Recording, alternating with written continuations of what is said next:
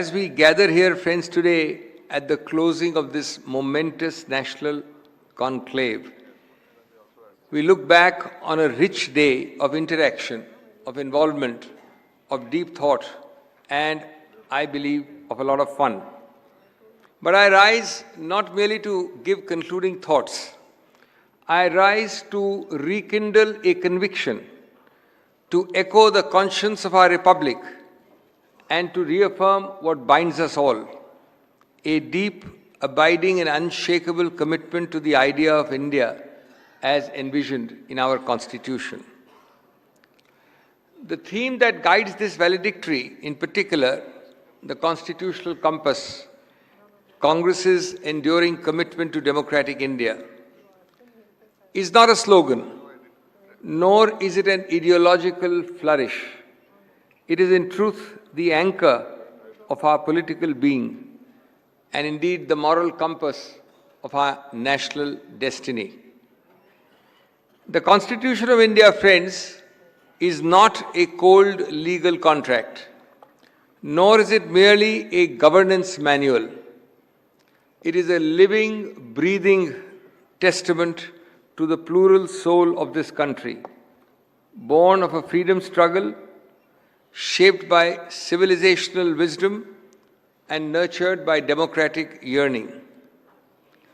The Constitution is both a map and a mirror. It shows us the path and it also shows us who we are. We are its architects. We in the Indian National Congress respect this not merely as a constitution, because we believe that we are its architects, its trustees, and its custodians. Friends, it's important to remind ourselves and to remind the nation that the Congress party was not invited to write the Constitution. It was in fact the party that birthed the Constitution, or rather birthed the conditions necessary for the creation of the Constitution. We did not inherit democracy. We fought for it, we framed it, we fostered it through every difficult phase in the life of this republic. And yet today we stand at the precipice of a dangerous reversal. The threats to our constitutional fabric are no longer abstract. They are not theoretical. They are here, tangible, corrosive, and deliberate. Parliament, once a temple of reasoned debate, is today reduced to a formality. Dissent silenced, scrutiny throttled, and legislation bulldozed. Federalism, we discussed in the last session, once the bedrock of our plural identity, is being hollowed out through central overreach and financial strangulation. Investigative agencies created to uphold the rule of law have now become satta ke sevak, political foot soldiers in the hands of a vengeful regime. And just to digress for 30 seconds, I didn't interrupt in the federalism session, but federalism is a remarkable word. It doesn't find a mention anywhere in our Constitution. Our Constitution is one of the longest in the world and doesn't find a word anywhere. You find the word, if you Google the Constitution, you'll find the word federal coming many times, but that's about the federal court, the court prior to the Supreme Court, not about federalism. And yet, in a most remarkable turn of fate, something which is not mentioned in the Constitution has been held way back in Keshwananda Bharati, way back in Bommai, to be part of the basic structure of the Constitution, the heart, soul and spirit of the Constitution. The very institutions that were meant to check the executive are now bent into submission. And through all this, a chilling message is sent and tried to be sent to the people of India. Conform or be crushed. We have to be clear कि ये कोई सामान्य शासन नहीं है.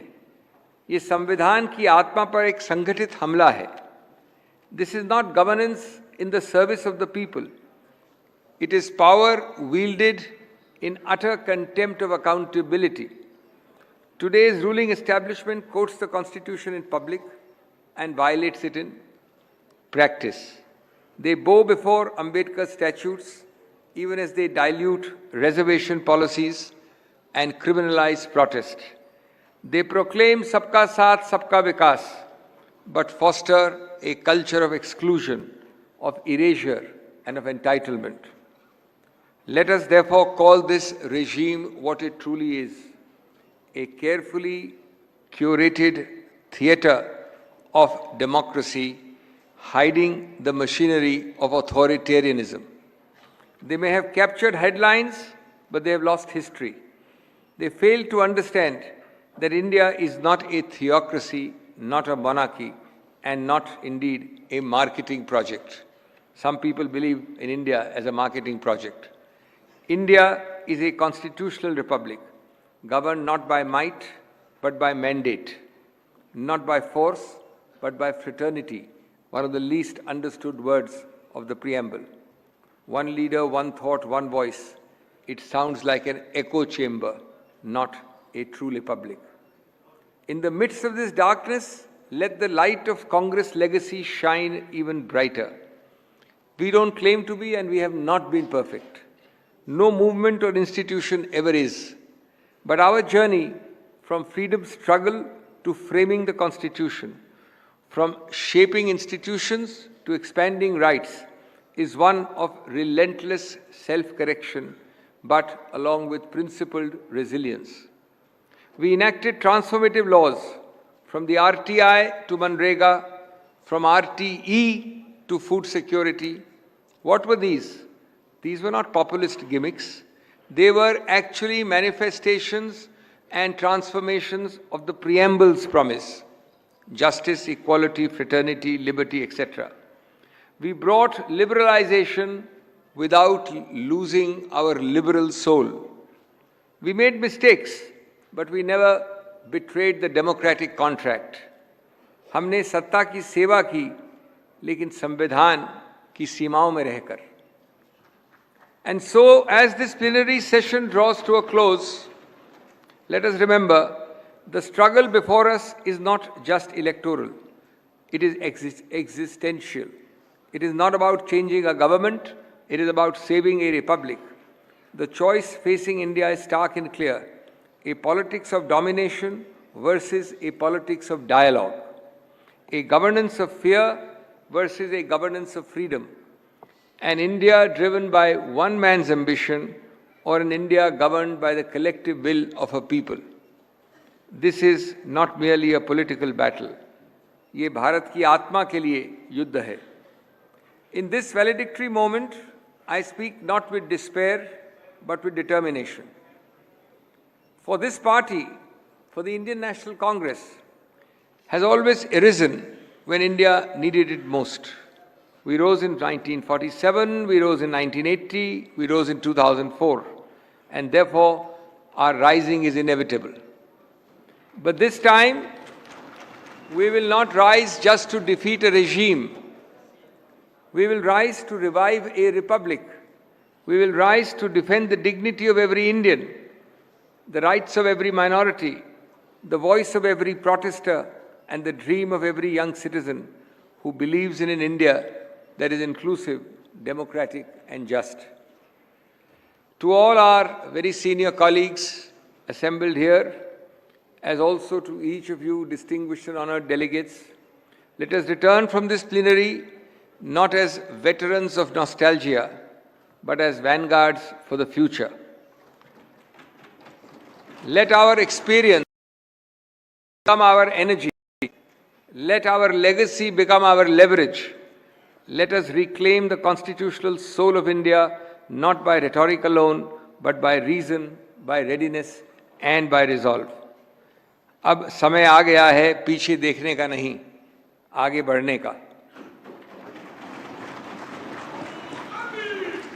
Let every state, every district, every university, every social media page hear this united voice from this stage, that the Congress is not retreating, it is reawakening, that we are not tired, we are trusted, that we are not merely remembering the Constitution, we are reviving its relevance, clause by clause, right by right, value by value.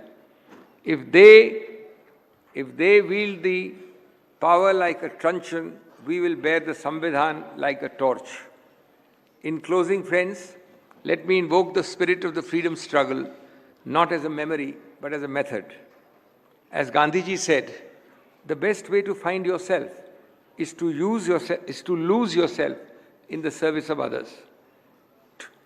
Today, let us lose ourselves in the service of the Constitution, for in doing so, we shall discover the real India.